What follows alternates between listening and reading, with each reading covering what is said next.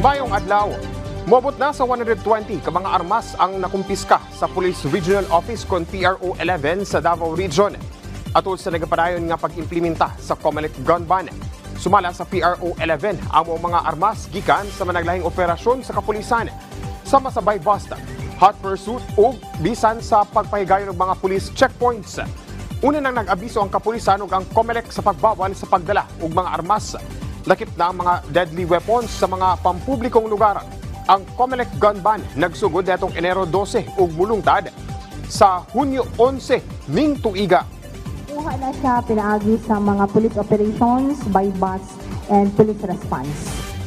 Nakumpiska sa kapulisan ang sinakong bugas nga nakapile sulod sa truck sa barangay Manat sa Nabunturan, Davao de Oro netong Mayo 6 ning tuiga.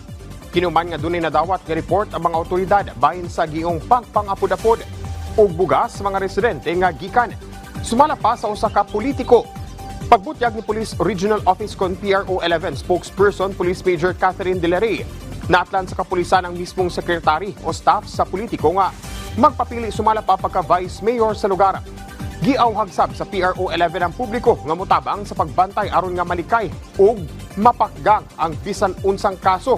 Sa vote buying, ilabi na nga nagkaduol na ang adlaw sa piniliay karong Mayo 12 ning tuiga.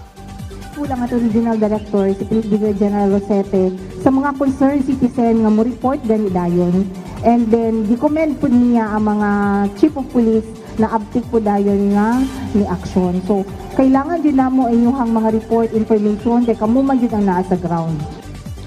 Ug mo kadto ang mga nag-unang balita dinhi sa PTV Davao. Ako si Jay Lagang para sa Pambansang TV sa Bagong Pilipinas.